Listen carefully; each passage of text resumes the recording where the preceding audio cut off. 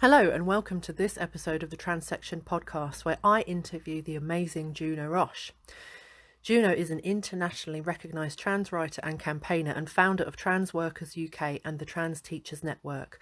On the Independent's Rainbow List 2015 and 2016, they are a patron of Clinic U and received the 2015 Nut Blair Peach Award for their campaign, Why Trans Teachers Matter. They're also an author of 3 amazing books, all centred around trans life. The first one is Queer Sex, the second Trans Power, and the third one, which has just come out, is Genderexplorers. Now, as I'm interviewing Juno, I was allowed a sneak peek to all of the books. Well, I had the first one anyway. Of course, anything with sex in it, I'm probably going to read it. Only joking. These are really amazing books. They're really rich and full of emotion and lots of different stories to give you a really good wide variety. I really enjoyed interviewing Juno, and I hope that you enjoy listening as much as I did. At some points I actually had to remind myself that I had a job to do and I wasn't just there to listen. I had to actually join in and do bits of this podcast myself. I hope you enjoyed our last episode, and if you want to send us anything, you can tweet us at TransectionP. You can also find us on Instagram at Transection Podcast and find us on Facebook under the Transection Podcast. If you haven't already signed up to our mailing list, then please do, and then we'll tell you whenever new episodes are released. It's at mxharrishill.com/transection. There's a little green box there. You just put your name and your email address in it, and it's easy. That's all you have to do. And then we'll let you know when new episodes are out or if there's anything special that we're doing. And sometimes that will be the case, but not all the time. We won't be too spammy, I promise. It's like 2 emails max a week, but mostly it's just the one. So please do that. We won't love you any less if you don't, but I highly encourage it. Enjoy.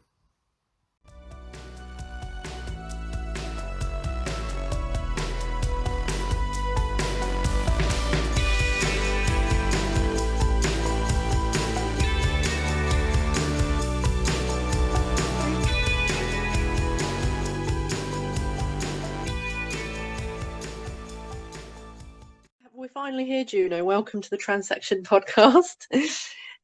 Thank you. It's lovely to be here. Good, thank you. Yeah, I've been reading your books, Juno, and obviously that's partly what we're here to talk about today. But the first thing I wanted to ask you is actually about writing the books, because I aspire one day to finish a book that I write, and other people that I've spoken to who've made it to the end of even a first draft talked about the discipline or the regularity and maybe even the monotony of writing a book. And I wondered if you felt the same, if you enjoyed it or how.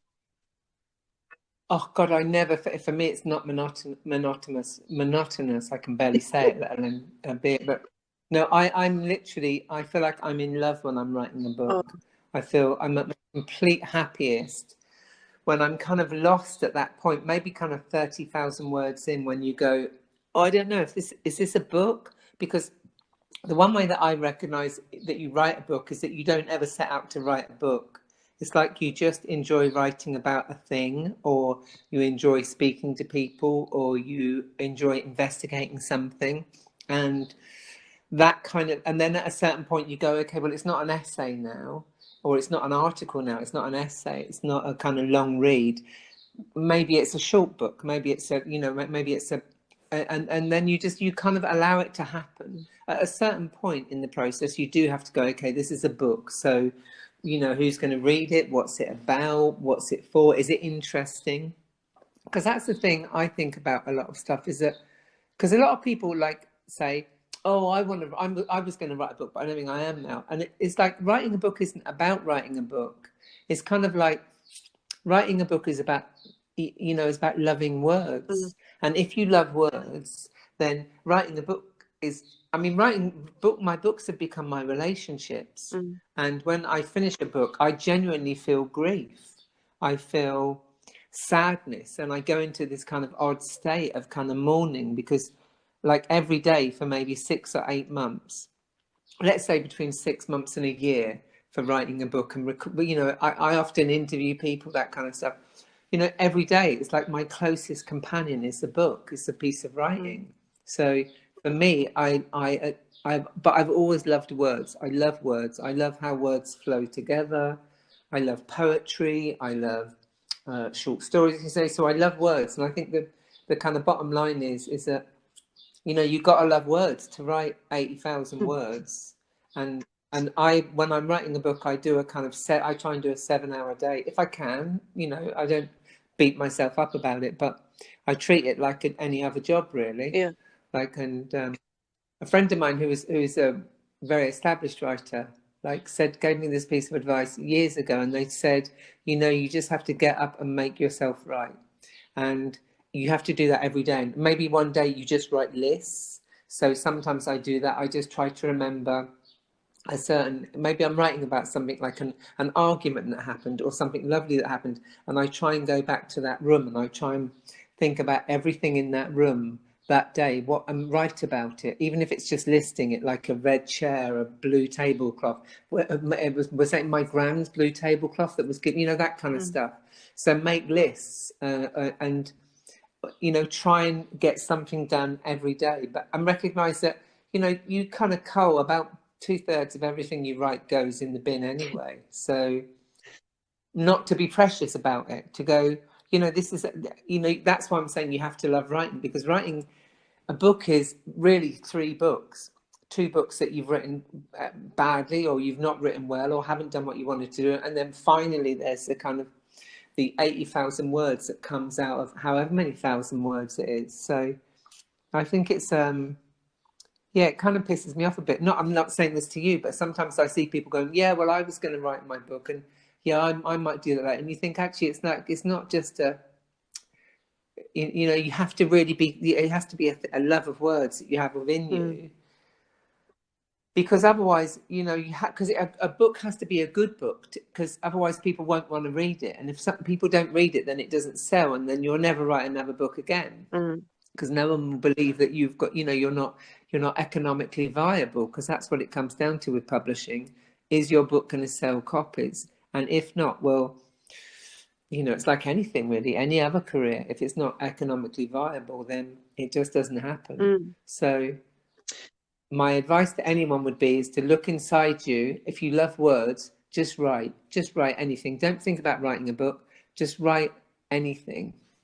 Yeah, I think that's really good advice. I actually, I think for me, the thing that I struggle with, because I love writing, and when I find that there's something I want to say, I wrote an article, a short blog recently about being young and realizing that you're queer, and I think that came out of me within about 45 minutes. I went back and edited it a little bit, and then it was out, and so it is there. But I think the part that I am slightly have a bit of a block or resistance to is this idea of like organized creativity. Okay. But I think the thing is about organized creativity is that it allows you to become more creative. That's what I recognize. That's why I kind of like, so I have like a really good work ethic when it comes to writing. So I try and write every day. And at the moment that's kind of tough because of COVID. Not many people are commissioning articles, if any. You know, there's so little commissioning going on. But you know, I have a Patreon account, and I write on there, you know, most days. Yeah. And I think it's really important to kind of recognize that writing is a craft, and if you want to be a writer, a serious writer, and by that I don't mean highbrow or pleasing all those people over there, those kind of cis heteronormative people over. I don't mean that. I just mean serious for you. If you want to kind of stand back, and because I love that feeling when I stand back and I go, God, you become a better writer. You're a much better writer. You know, you're the kid from South London who doesn't talk properly. You know, used to drop their H's all the time, and people would go, "What did you just say?" People would be, but I'm the kind of the kid now, kind of in my mid-50s, who's learned to write better, and that really pleases me. So I think it's it's more that really. It's that you can never become really good at writing unless you do kind of harness your creativity and kind of tie it down and go, right, because then you become even more creative.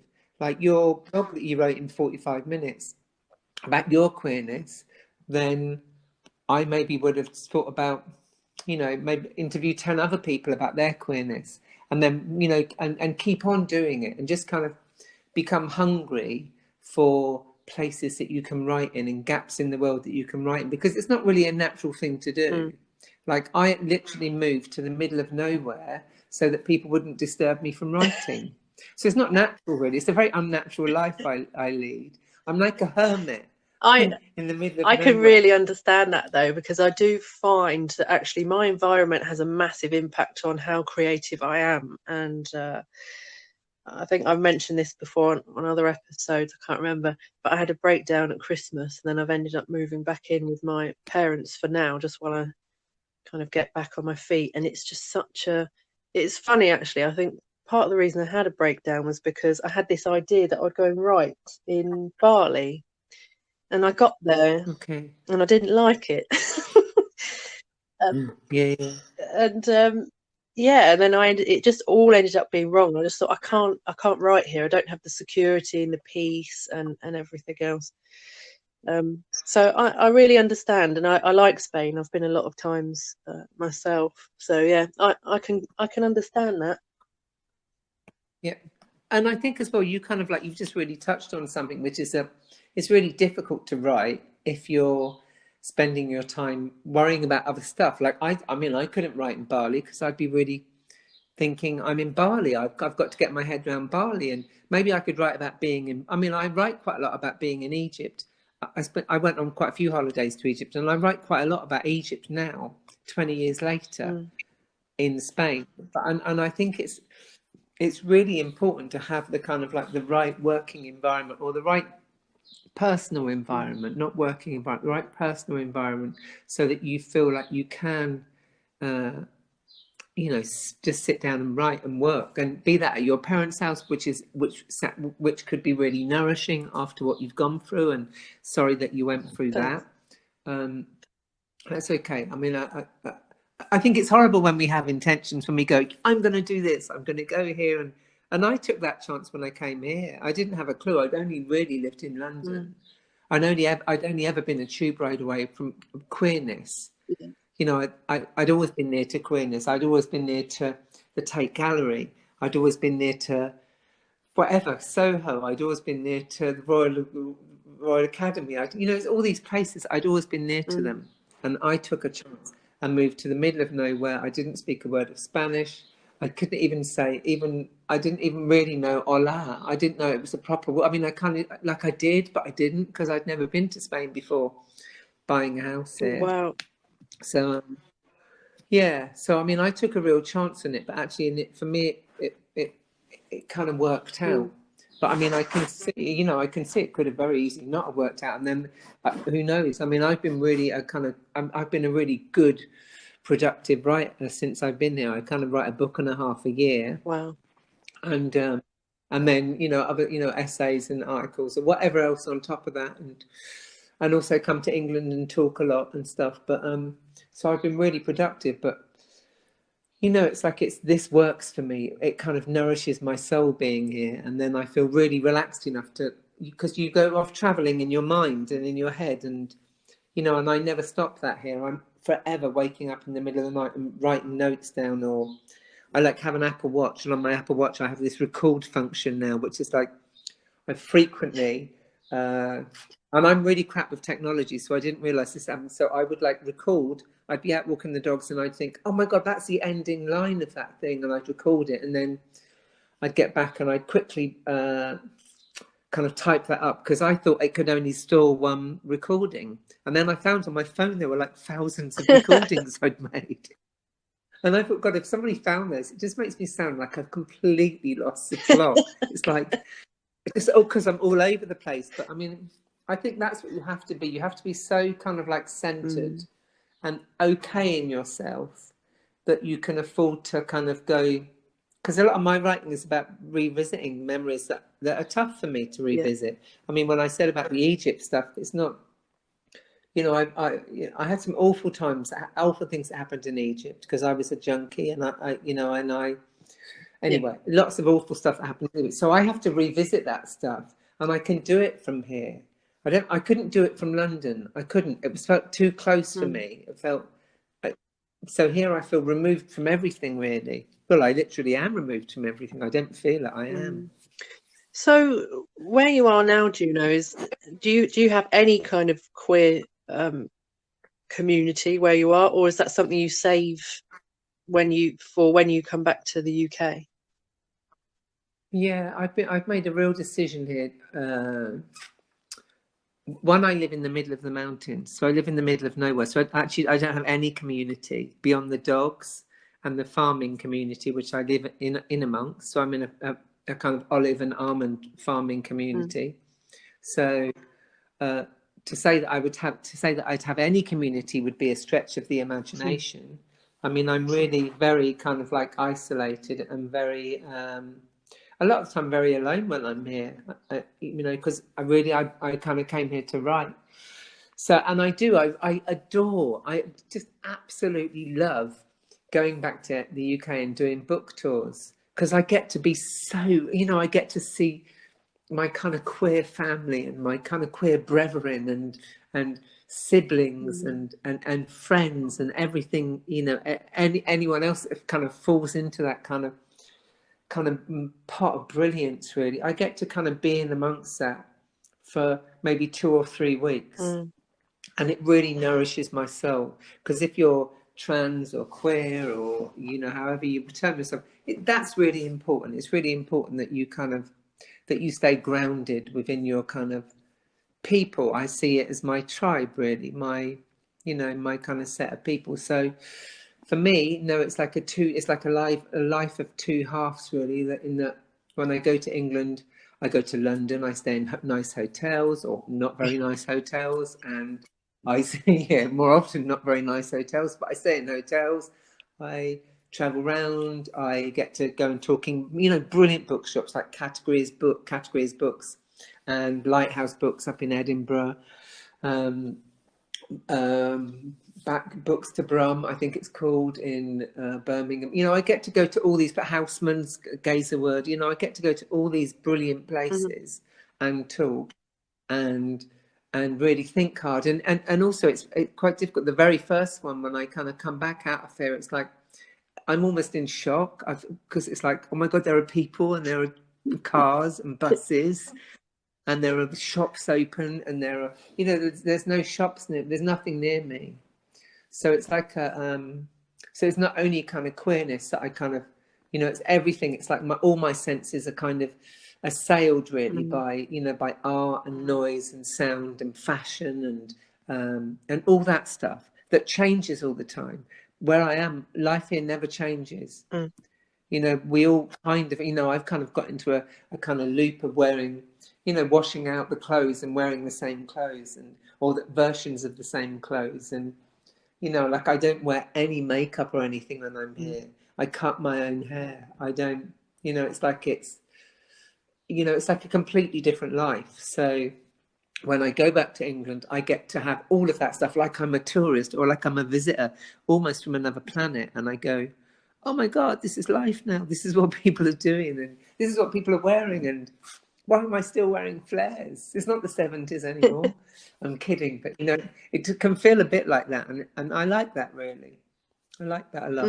I can understand that a little bit. I am on the spectrum and have sensory issues, and whilst I was travelling, I managed a hostel in Perth for some time last year, and being surrounded by lots of young people who they were travellers and relatively open-minded most of the time, and being around that, I realised I was like around the right people. I actually love being around people, and I really thrived, and it gave me a security that I've never had before, like emotionally. You just talked about going into the hostel and how that you needed community, and that was and I was just about to say that I kind of feel like I mean, I don't know how old you are, but I'm in my mid-50s, and I kind of feel like I love the feeling that I'm okay at being on my own, because in a way it's like I'm queer. I don't have kids. I don't have a very big family, and I think that for people that kind of maybe are like me, because some people aren't like me at all. They're very sociable. They might live with people. They might see people 4 times a week, but that's not really me. So at one point, I kind of feel like I would have had to get used to kind of like to solitary time, and I feel kind of very lucky that I've got used to it, and I like it. You know, and like I realized that like a couple of weeks ago, I started jogging again, mainly because I've got this tiny dog that wakes me up now, like a new member of the pack that wakes me up at 5 o'clock in the morning. And rather than kill them, I decided that I'd go jogging with them. And the kind of nice thing was is that my body's really changing, and I realised that no one will see that, and I'm not really fussed about that. Like the changes that I'm making to myself is a bit like being a writer. It's like you get better at being a writer, but no one really sees you getting better at being a writer. They just see you as being good at writing or bad at writing. They don't see the journey in between, and it's kind of like, I like that. I recognize I like that in my life. I like to kind of like keep the journey quite close to me, really. So I like to be immersed in the journey, the kind of stuff that's, you know, so I mean, I'm really enjoying the kind of getting better at jogging and kind of getting out of breath and feeling, you know, but and then being able to run further every morning. And it's a bit, you know, it's you know, it's a lot like writing. So I feel very happy that. So although I love going to London and seeing people and being part of stuff, I also love it when I come away and I know that I'm coming back to. I have to drive from the airport. I drive across 2 mountain ranges, and when I hit the second one, and I'm a terrible driver, by the way, so I've got God knows how I've managed to do it as many times as I have. But when I hit the second one, I just think, oh, I can feel everything fall away. Like all the stress, all the kind of stuff about, you know, like all the going into Costa or wherever and getting a coffee and it being a crap coffee and it costing you £4, and you know, all of that stuff just falls away, and I forget about that it exists, and it feels like I've just come out of a film and I'm back home now, and it's quiet, and you know, and I can come home and cut some fennel and make fennel tea, and I'm not being crap. I just really love being able to do that. It's such a privilege. It really is such a privilege. It's like I never stop counting my blessings and saying thank you to whoever or whatever, you know, allowed to make these kind of changes in my life. Yeah, it's nice. I think, I enjoy my solitude in a way quite a lot. And what I was saying before the line went funny was that for the people that really enrich my life and I have a good sense of community with, I massively value that and enjoy that. But if it's not that, I don't want it at all. And apart from being able to go to the cinema and go out to eat, because I like both of those things immensely, and seeing in person those people that I do really value, apart from that, I don't really mind, and I can actually feel myself enjoying this so much that I actually, I think I would really enjoy being in your situation, actually, but just with being able to go out maybe once a week just to see other faces. I think that's quite a nice thing. And the first couple of months that I was in Australia, I was on a farm. I was staying with my friend and her 2 daughters, and the farmhand lived over the driveway in another little house. And those are the only humans that I saw pretty much for 2 months. And I didn't mind it at all, actually. The solitude, and I like, because I was around animals all the time, so I'd go and visit the horses every day, and one of them was very new and he's a bit nervous, so I made friends with him quite quickly, and we'd go and have a cuddle in the paddock, and that was nice. But the first thing that I did, I arrived back in Perth on a Friday, and on the Saturday night I went out to a nightclub, a gay bar, and I realised, I was like, oh God, I haven't seen my people for 2 months. Nobody like me, and I was broke. I was broke. It was free to get in, and I just drank water all evening and danced with strangers. And I obviously fitted in because some straight lad came up to me and asked me where he could find some ecstasy. You kind and I of was like, visit sorry, your part of the know. furniture if someone comes up and asks you for drugs. Yeah, definitely. I was like, oh, I must fit in. I mean, I've never tried ecstasy, so I was like, what vibe am I giving off here? Yeah. But yeah, I think find your communities. But yeah, also the solitude I get. Juno, it's something I was going to ask you, and you mentioned earlier when we were talking about writing. In your books, you always include other people's stories. Is that intentional? No, Gender Explorers comes out next week, or on the 18th, and that's the kind of final book in that trilogy of books. And really, I kind of knew that I wanted to go on journeys through and with other people. I knew that.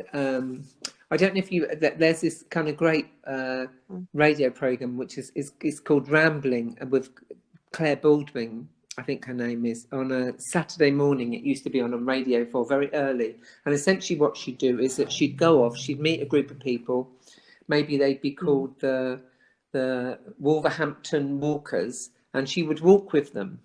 She'd do a walk with them, and as she walked with them, she talked to them, and I kind of loved that idea. I loved that idea about going to spend some time with people and try and have serious conversations in that time, even if it's 10 minutes or 2 hours or a day. You just try and have some serious conversations. And with each book, I knew that there was a kind of slightly different theme that I wanted to kind of approach, and I just knew that it wasn't. I wanted to kind of collect us now. I was tired of seeing people kind of like on Twitter, for example, just kind of constantly saying that trans people were having a terrible time, and that trans people, and that's partially that's true. I'm not denying that's true, but also there were a lot of trans people who were having great times and falling in love and having great sex and being romantic and feeling powerful and putting on great shows at the theatre, or putting on, creating great art or great literature, and I really wanted to record that, almost like a kind of snapshot of trans life now. Between, I think I started writing the books in about 2017. I think I started writing them.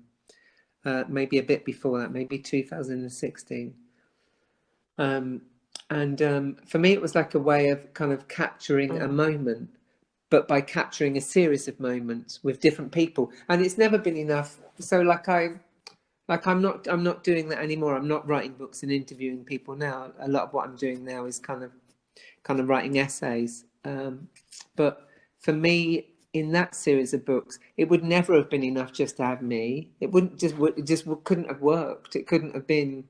It would have just been one person's view, and I'm one person. I'm middle-aged. I've got a very particular life. So I wanted to celebrate, really, as much as anything. I wanted to celebrate our community or our communities, and I wanted to spend some time with them. Selfishly, I wanted to go and spend some time with them, and I got to do that. And I loved writing the book. I mean, the process of writing those 3 books it's been epic, really. Been epic years of my life. So yeah. So really, it's not the way that I'm not great at interviews. So if somebody asked me to write an article and interview 4 people, I'm really shit at doing it, because I talk too much. I encourage them to talk too much. It's just, I'm not great at editing down that. But in these books, I knew that I would allow myself for the interviews to be verbatim, in the sense that, they would literally be, I would record them and nothing would be I'd smarten them up, neaten them up, because if someone says, if somebody ums and ahs, they're like, you don't want to put that stuff in, you want to condense it. So, I mean, those 3 books really stand alone in terms of for me, they were a very particular, I had very particular things I wanted to achieve in writing them. And so the theme, so in the first book, Queer Sex, I really did want to look at our kind of interpersonal kind of body play relationships between trans people and other people, but principally between trans people and trans people. You know, it seemed to me like a lot of my friends who are trans had started to just have relationships with trans people. And that felt like such a nourishing, fantastic place to be in, that I really wanted to capture that. I wanted to talk about sex because we weren't allowed to talk about it. We had to just go away and open our legs and, and get on with it. I wanted to explore that.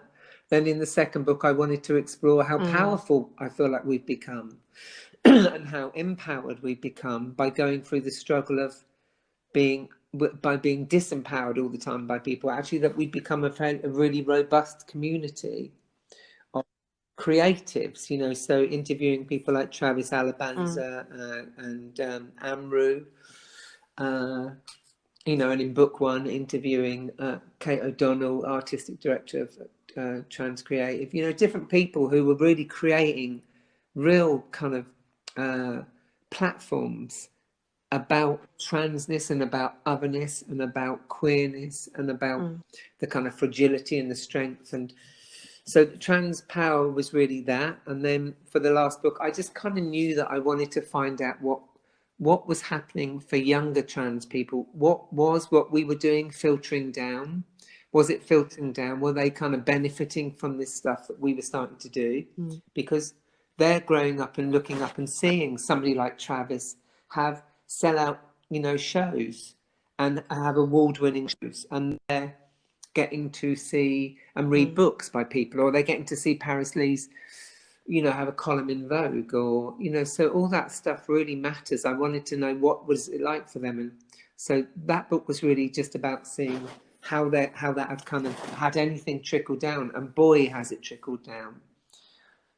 So, and to do that, I had to interview people. It couldn't just be me sitting there going, "Oh, I wonder if," it's like I couldn't. So I, and I felt very much when I finished the last book, I felt very much that I'd come to the end of doing that kind of book. I have another idea for another book, not the one I'm working on at the moment, but, and I think that would involve people, but I don't know how it would involve people.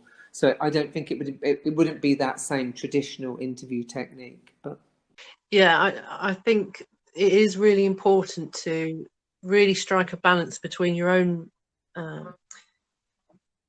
truth and experiences, and also really frame that within the community's experiences and what the general consensus is, but with room for I also think it's that thing of like the trans memoirs never sold well anyway. They just didn't. They haven't, because it's like, it may seem like it may be the biggest thing in the world to you that you do something about gender in your own life. That may seem, but to other people, it's not. In fact, one in the book that comes out next week, I interviewed a young person, and I said to them, "What advice would you give to yourself?"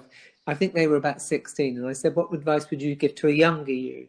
And they said, "I would tell them that you might be the center of your world, but you're not the center of anybody else's world.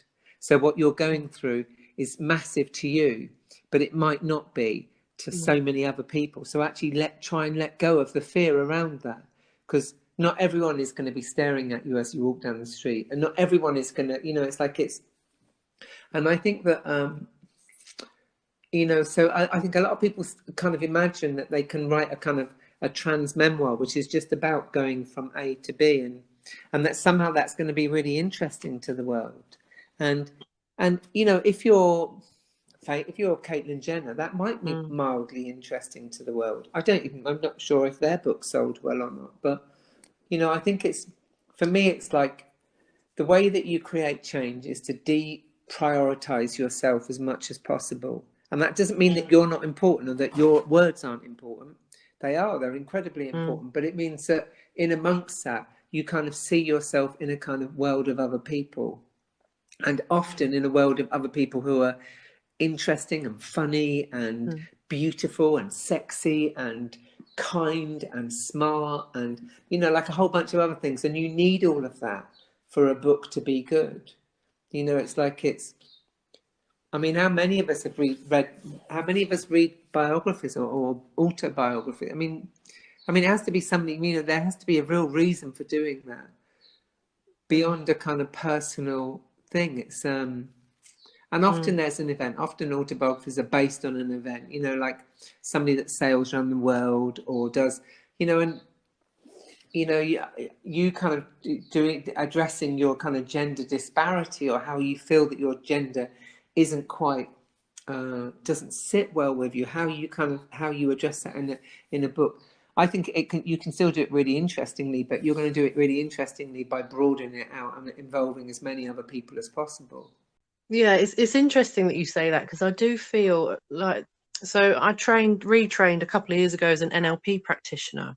So I've done some coaching and supported businesses, schools, and adults, parents and of trans kids. So I'm writing a book of essays at the moment about class, and I am using my family as a kind of, as a vehicle to look at class and queerness, class and sex work, class and addiction.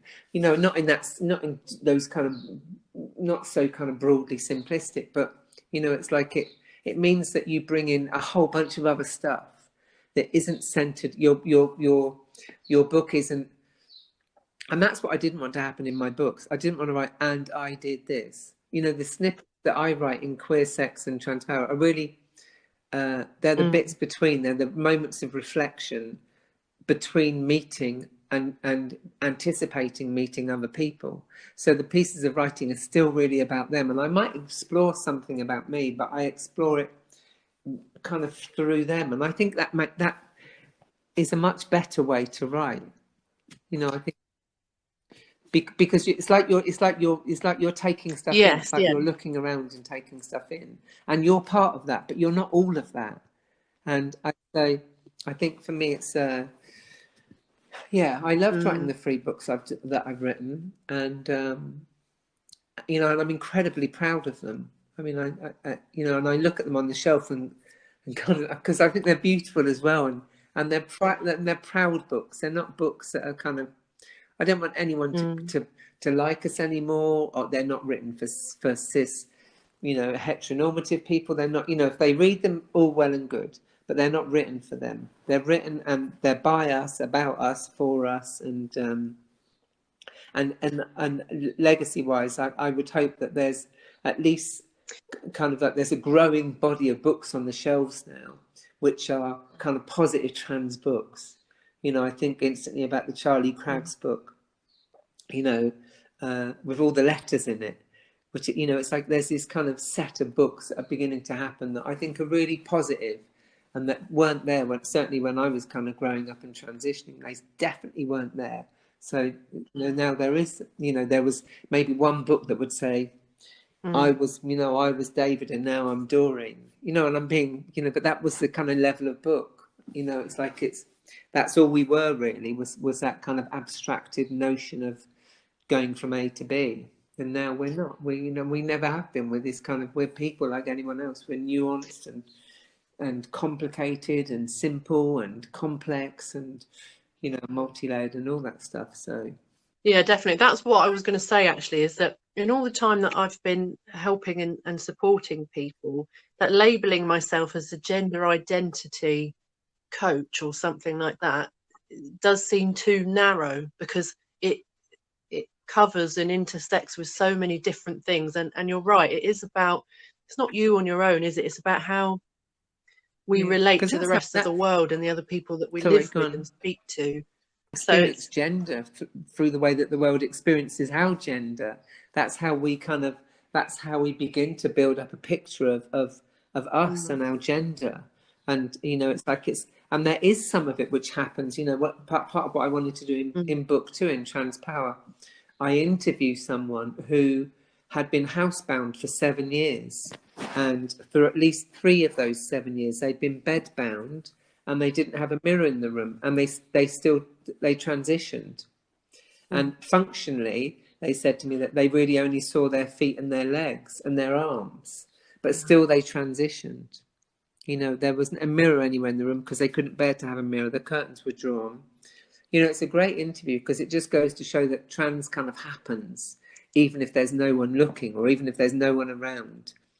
But I do think that we then begin to explore our gender in the way that we kind of, in the way that our gender impacts on other people, or our gender presentation, or our gender, you know, our whatever it is. If we have a kind of variance in accordance to how they want us to be, in accordance to a kind of binary, then I think that we begin to kind of understand how we sit in that bigger whole by other people. So I think that is, you know, I think that's a kind of writing tip that I would give to anyone, again, is that, you know, if you're writing, even if you're going to write about you, start off by writing about everything but you.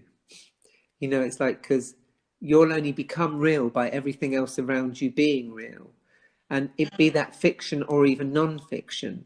So I ended up writing the bits between the interviews, and they seemed like tiny slivers of life about me, but actually they were only made real by the interviews either side of them.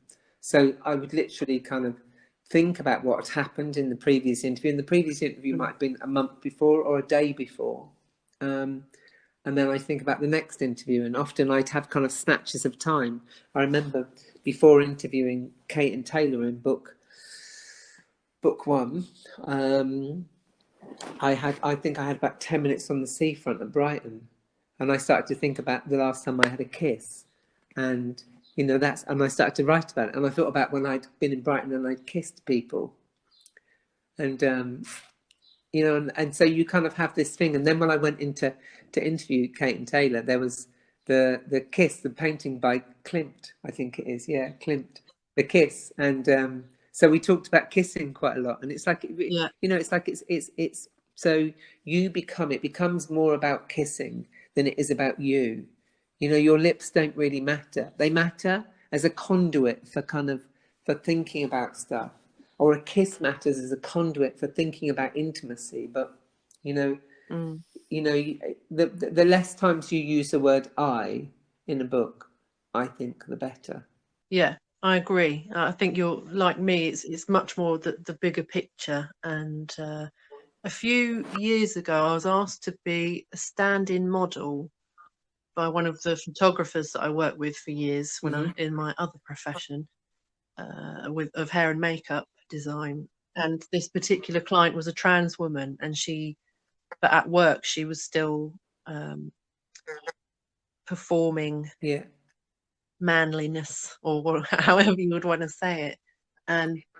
But she's also a psychiatrist, I believe, or psychologist, and we were talking about gender and do you perform it, and she was very much of the school of thought that gender is a performance, and that the second that you're on your own, it's irrelevant, it's purely a social tool. And I thought, well, I disagree, because it's something that I experience when I'm on my own in a room. But I experience a kind of like an embodiedness of gender. Like I'm not, you know, like I you know, like gender. I mean, I see myself as just being trans. I don't see myself as being male or female. I just see myself as being trans, and I feel like I've had the space here to really develop a trans a deeply held trans identity, which is all about my body, which is physical as well as kind of emotional and a kind of mental picture of myself, and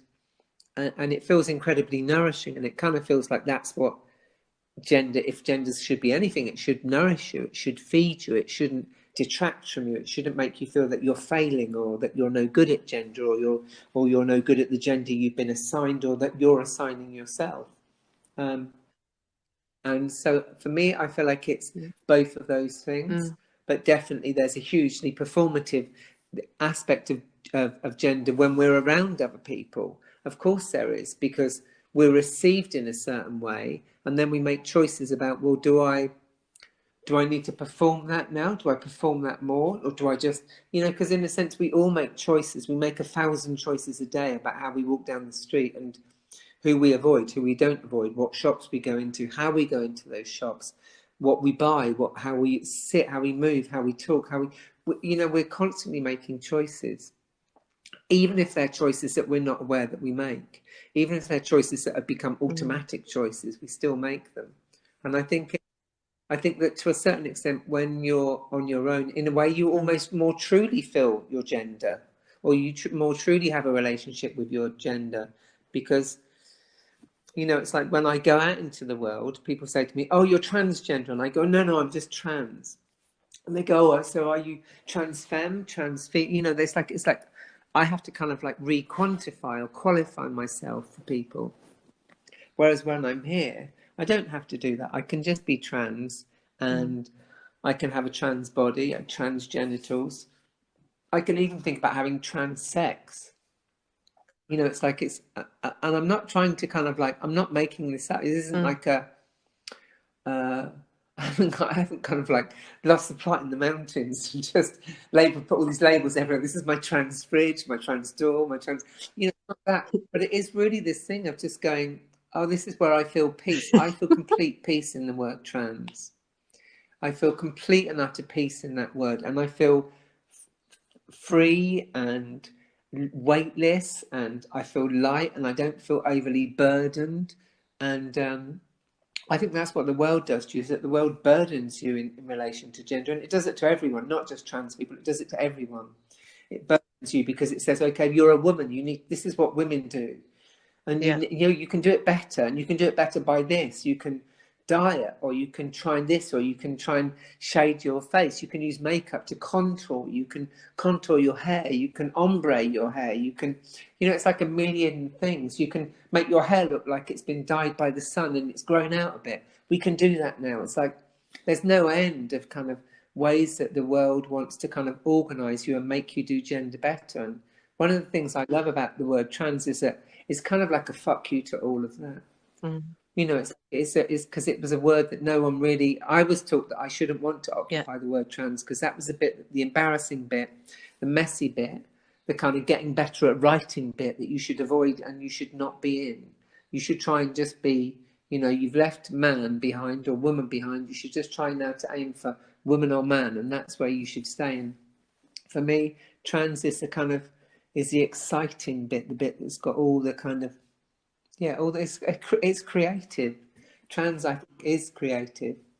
Yeah, definitely. Something that has prompted in what you've said, I was reminded when I was rereading the beginning of Queer Sex, is how you were, and I'll speak frankly, I felt that you were berating yourself for not instantly having this connection to everything just because you'd gone through the final part of your transition, your physical transition, that you suddenly, you know, and you'd had these expectations, and of course we all do that. I've done that as well, where you think, oh, I'll just do this now and then it will be fine, and then I'll just go and live my life. And I do wonder sometimes that anyone who's had any kind of delay, so whether that's like coming out about their gender or sexuality, or addictions or mental health issues, I do sometimes feel like there's this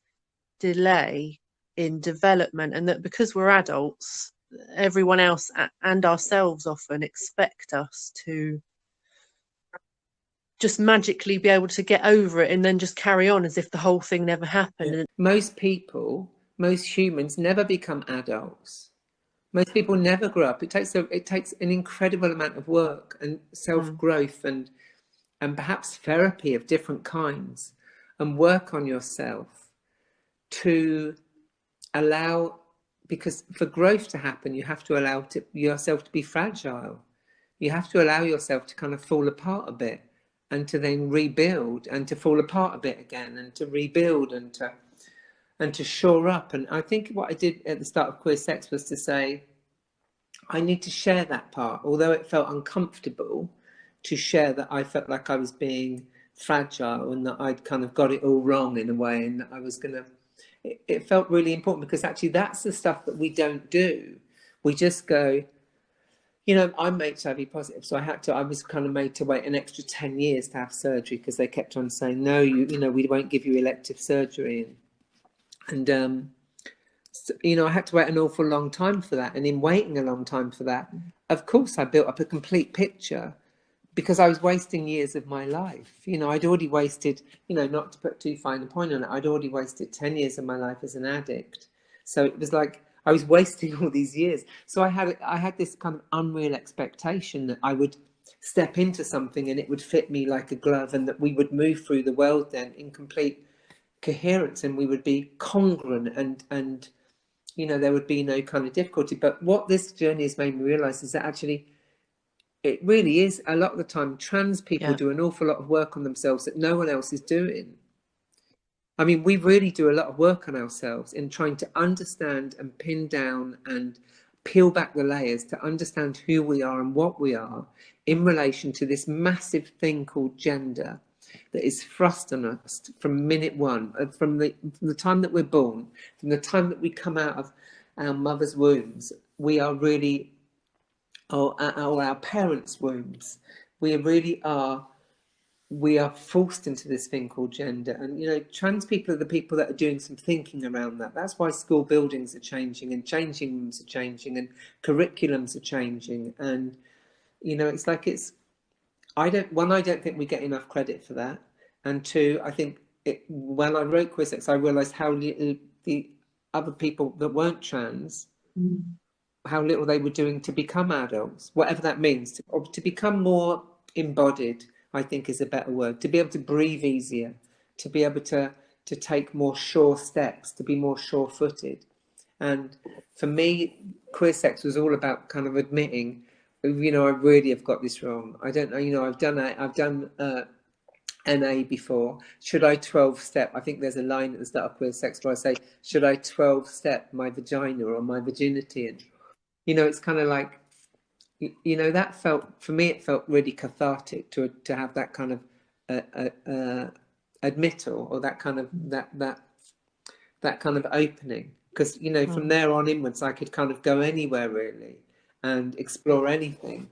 And I genuinely don't think, I look at the trans people I know and I look at how, you know, how kind of brilliant they are, and how good they are at moving through this world, how good they are at dealing with adversity, and how good they are at dealing with, you know, a whole bunch of stuff, and also how open they are about falling apart, you know, and about how open they are about their fragilities. Because there's no way, I mean, it's like, no one can read my stuff or know anything that I write without knowing that actually there were a good 10 years when I was completely lost, when I was literally constantly on the verge of being homeless, constantly on the verge of being in prison, constantly on the verge of being in rehab, constantly on the street, because I was on drugs.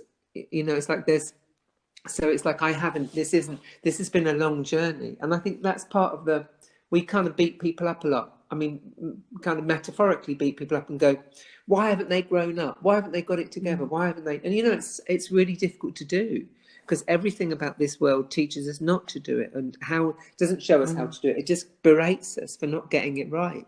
And in a way, I feel like trans people are one of the groups of people in society. In fact, all kind of oppressed minorities are the people that are really beginning to make the changes that demand that they kind of, that we ourselves kind of become more sure-footed. Because when we're not sure-footed, people push us around. You know, that tiny group of, you know, Trump and Boris, and that tiny group of kind of white cis men kind of push us around. And if we're more sure-footed, they can't do that anymore. So I think for me, it's really, so I never felt like I erased me. I felt like I had been erased for years and years and years because of any number of things. And therefore, what I was doing was saying, I literally don't know how to rebuild. Should I 12 steps? Is there like a program I can do to kind of, is there like a program for how you feel when you look down on it? To you, it doesn't It's not what you thought it was going to be. It's something different, and something actually far more magical. Because a lot of people say to me, "Oh, do you regret transition?" It's like, no, I fucking love it. It's like it's the most magical, beautiful, cathartic, shamanic, point of my life.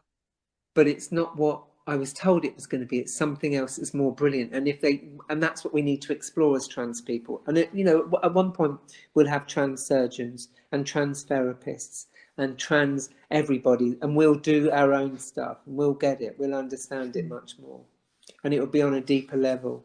So I think it's yeah, so I loved your question. I really loved that, and I loved your kind of honesty about asking it in that way, framing it in that way, because I think you're right. I mean, I think it was about erasure, but I think it was about I went into the book as an erased person, if that makes sense. I really got goosebumps when you said that, because I do really agree with all of those things, and I found myself that in talking to cis people or heterosexual people, that so often they are trapped, and because they haven't had to do the work that we've had to do, they're unhappy, but they don't know why, or they can't quite put their finger on it, or nobody's told them, you can do that differently, you don't have to. But I also think the thing is about the people that don't have to do work is that they don't have to do the work because they constantly look at us and go, "Oh, you're the unhappy ones, you're the fucked up ones, you're the messed up ones." They completely blame us for everything.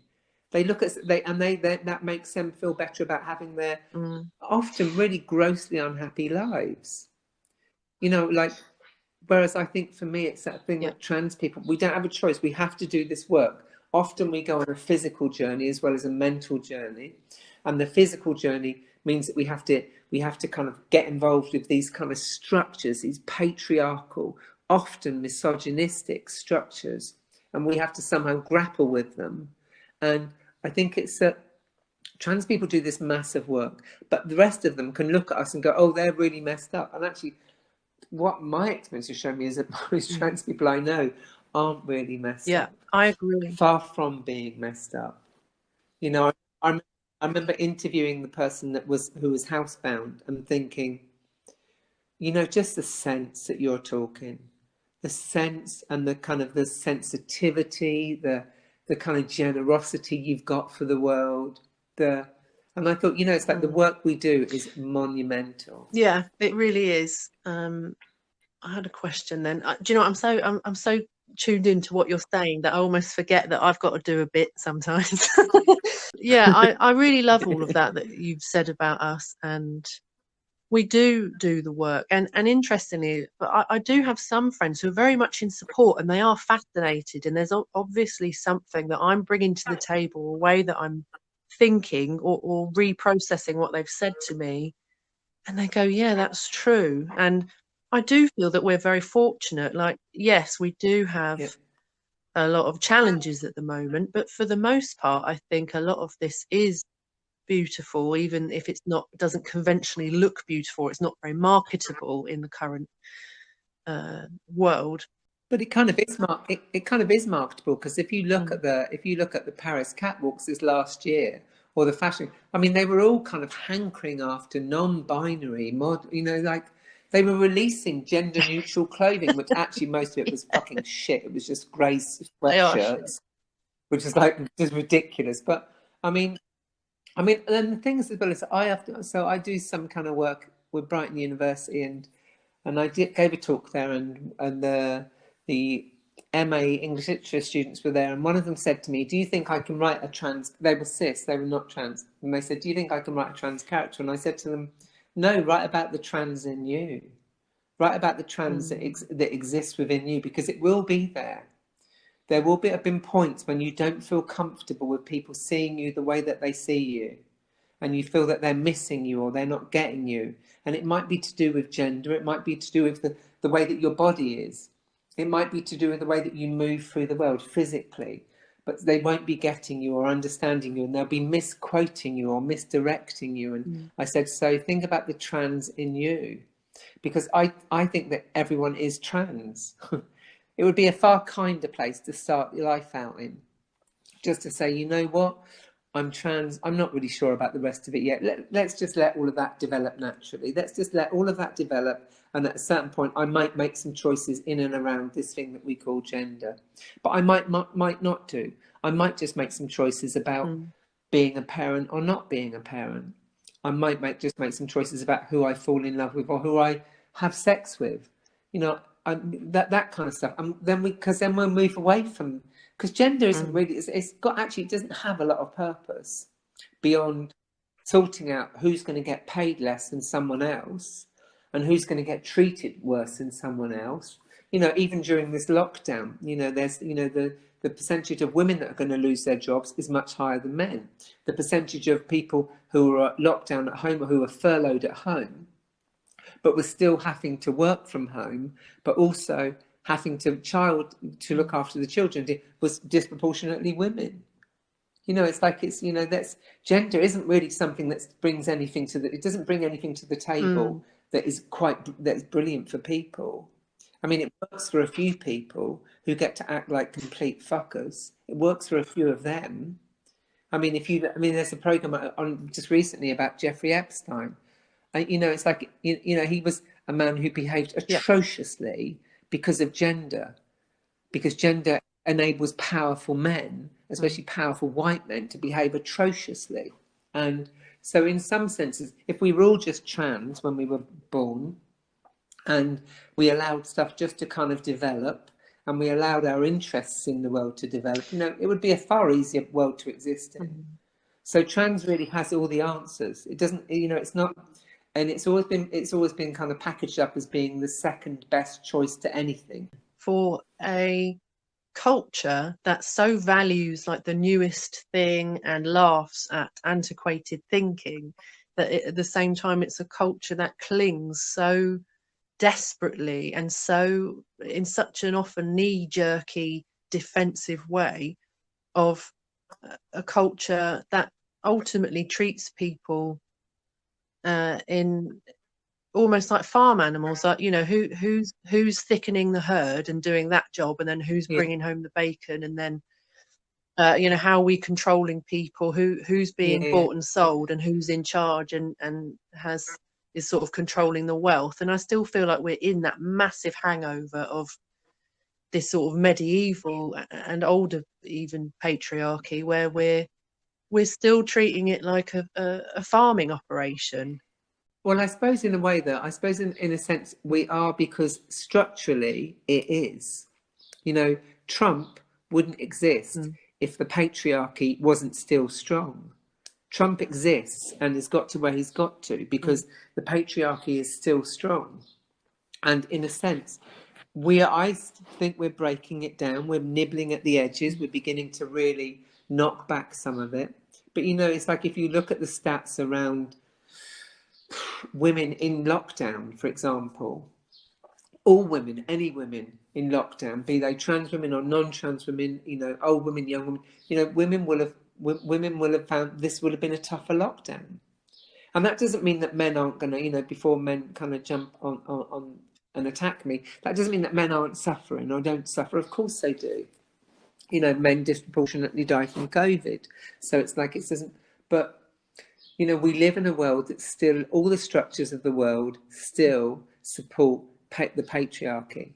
So we need to start to do it. You know, brilliant things have come out, you know, just over the last couple of days out of the kind of Black Lives Matters, which is people talking about changing the school curriculum in UK schools. Because until we do that, until we tell the truth about the empire and about colonialism and about slavery and but also about the kind of people of colour who have changed the world and who have made the world and certainly made England the place it is, which at the moment is a complete shithole. But I mean, it's like it's you know, it's like it's you need to change the structures. And once you change the structure, and trans people are doing it. If you look at schools that are being built now, they have gender neutral toilets.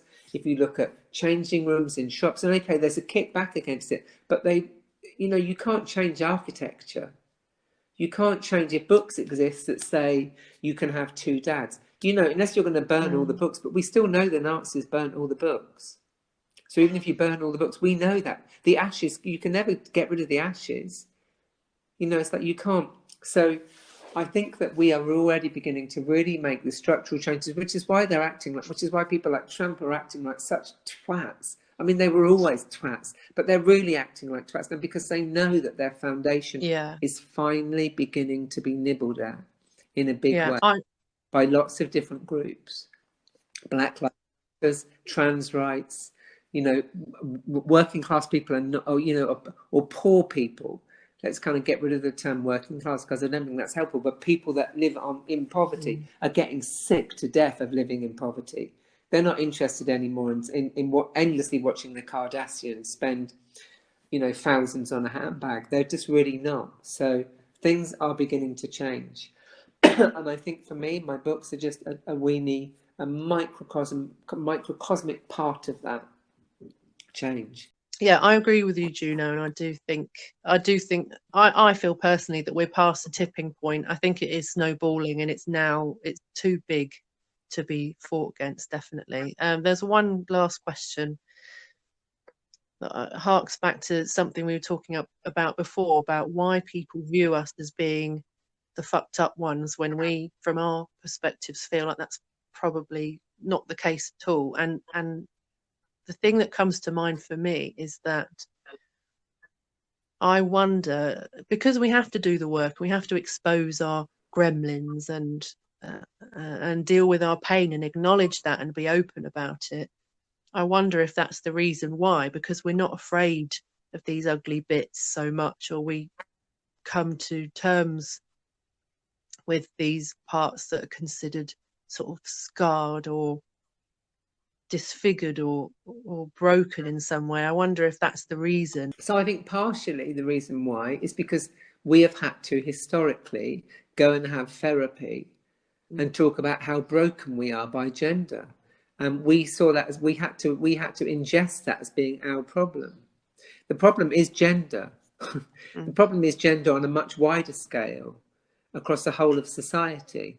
So I think what's starting to happen much more now is that a whole bunch of other groups saying, hold on a minute, there are no women's refuges, and men keep killing women and beating women up.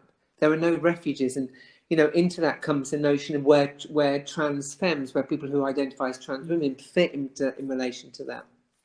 But all we were allowed to do was to go along to see a therapist who quite often would be a cis, white, middle-aged, heteronormative man who would judge us and tell us that we were sufficiently fucked up enough to want to change our genitals. And that was the reductiveness of our journey. So the rest of the world could look at us and go, oh, I can't think of anything worse than being born in the wrong body. Or, you know, or do you feel better now that you've got rid of your bits and pieces, or you've changed your bit? You know, like we were really reduced down to being this kind of sideshow of gender, whereas gender en masse is a problem. And I think that we have allowed people to objectify us and to single us out for far too long as being the problem of gender, when actually the problem is gender and the way that we have socially created structures based around gender that fuck everyone up. And actually it's everyone else that needs to have therapy. We don't need to have therapy. We don't. We just need people to listen to us and hear what we're saying, and listen to us talk about how we want to change and adapt our bodies. And even if that's into a completely binary mold, it doesn't, you know, that's you know, those choices, that plethora of choices are available to us. But I think we've allowed people to view us as being fucked up for far too long. We're not fucked up. You know, it's like I remember, and that's not to say we get fucked up by the system that tells us we're fucked up and then treats us really badly.